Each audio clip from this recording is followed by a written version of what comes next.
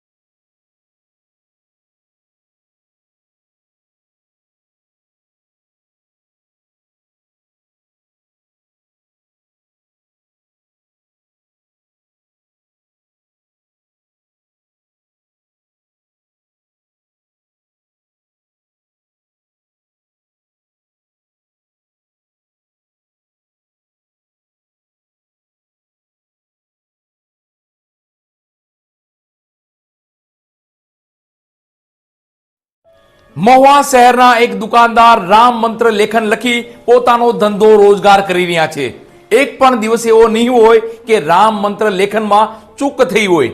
આવો આ દુકાનદારને મળીએ અને રામ મંત્ર વિશે તેની સાથે વાત કરીએ.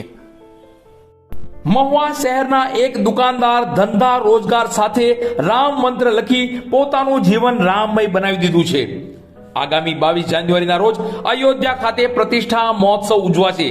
ત્યારે દેશ અને દુનિયામાં તમામ રામ ભક્તો દિવાળી મનાવશે. પ્રતિષ્ઠા મહોત્સવ અયોધ્યામાં યોજાશે, પણ રામ કાર્ય દુનિયાના તમામ ખૂણે થઈ રહ્યું છે. કોઈ સેવા કરે છે તો કોઈ પૂજા કરે છે, કોઈ રામ કાર્ય કરે છે તો કોઈ રામ મંત્રનું લેખન કરે છે. ત્યારે આજે આપણે રામ મંત્રનું લેખન કરતા મહુવાના એક દુકાનદારને મળીએ. મહુવા શહેરની મિલની ચાલી ખાતે પીઠવા હાર્ડવેર નામની દુકાન ચલાવતા એવા અશોકભાઈ પીઠવા રામ મંત્ર લેખનને લઈ પોતાનું જીવન રામમય બનાવી દીધું છે. ધંધા રોજગાર કરતા કરતા જ્યારે પણ નવરાશ મળે એટલે રામ મંત્રનું લેખન કરવા લાગે છે. પોતાનો ધંધો રોજગાર પૂર્ણ કરી ઘરે જાય ત્યાં પણ નવરાશની પળોમાં પોતાની આદત મુજબ રામ મંત્રનું લેખન શરૂ કરી દે છે.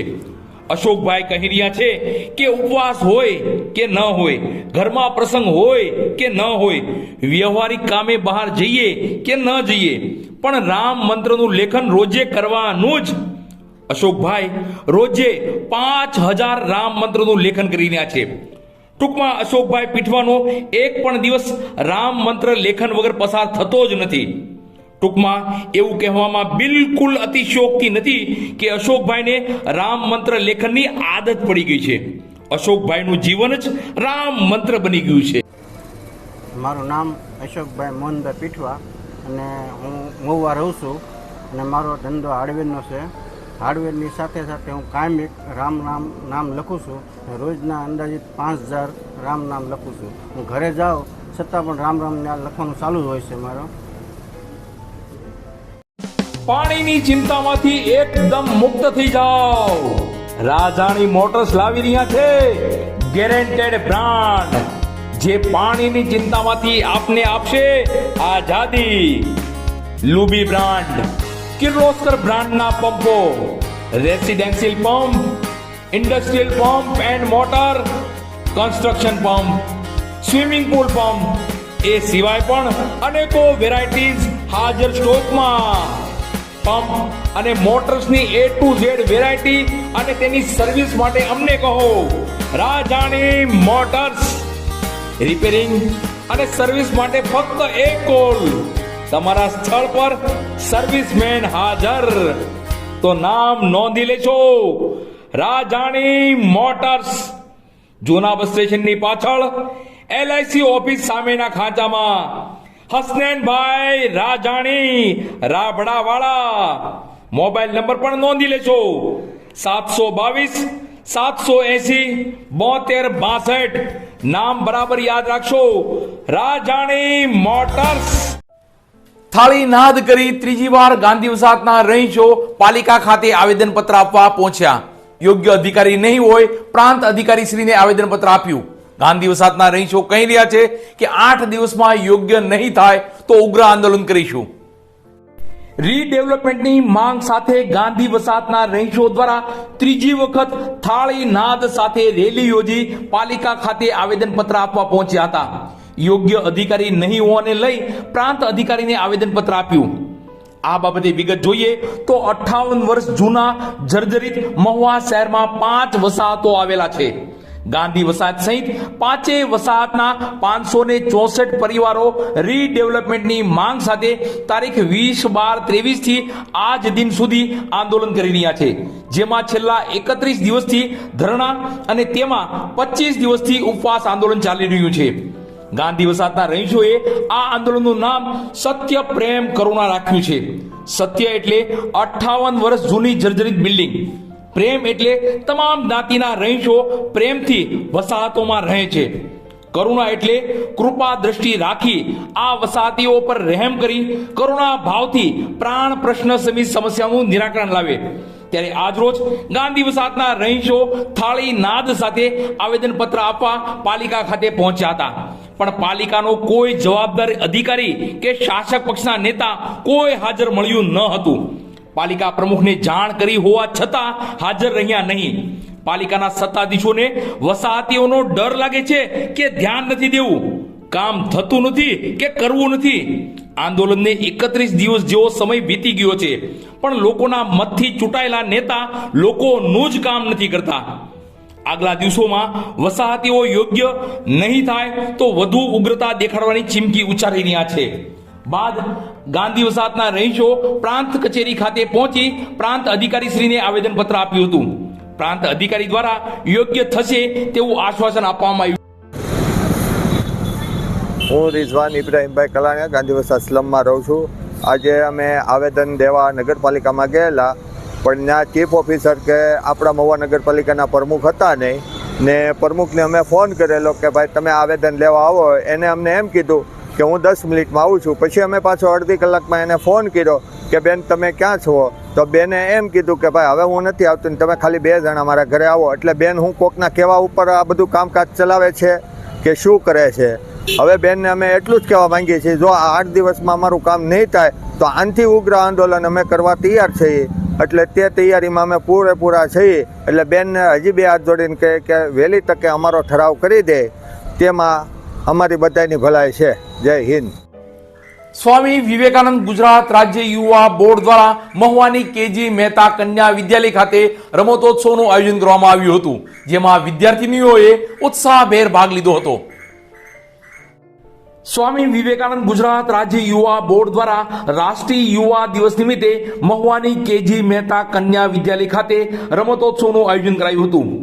ગત તારીખ 16/1/2024 ને મંગળવારના રોજ સ્વામી વિવેકાનંદ ગુજરાત રાજ્ય યુવા બોર્ડ દ્વારા સ્વામી વિવેકાનંદની જન્મ જયંતિ નિમિત્તે મહુવા તાલુકામાં વિશાળ સંખ્યા ધરાવતી અને શ્રેષ્ઠ શિક્ષણની સાથે સહ અભ્યાસક પ્રવૃત્તિમાં અગ્રેસર એવી શ્રી કેજી મહેતા કન્યા વિદ્યાલય ખાતે રમતોત્સવનું આયોજન કરાયું હતું, જેમાં શાળાની વિદ્યાર્થીનીઓએ ઉત્સાહભેર ભાગ લીધો હતો. રમતોના આયોજન થયા તેની વાત કરીએ તો સ્લો સાયકલિંગ સ્પર્ધા, દોરડા કૂદ સ્પર્ધા, લીંબુ ચમચી સ્પર્ધા, સંતોડિયો સ્પર્ધા, સંગીત ખુરશી સ્પર્ધા, લંગડી કૂદ સ્પર્ધા, રસ્સા ખેંચ સ્પર્ધા વગેરે સ્પર્ધાઓના આયોજન કરાયા હતા.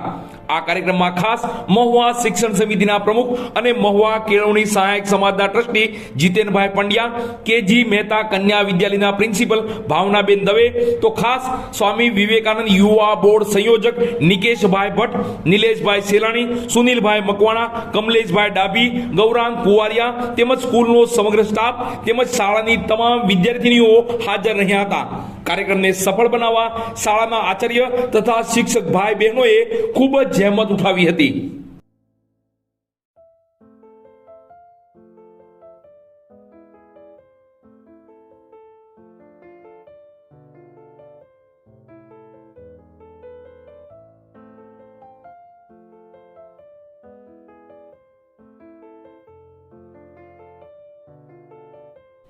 બસ સમાચારોમાં અત્યારે આટલું જ. ફરી સમાચારો સાથે કાલે મળશું. ત્યાં સુધી હું પરેશ ચૌહાણ અને લીડ મહુવા ન્યૂઝની સમગ્ર ટીમ શુભરાત્રી.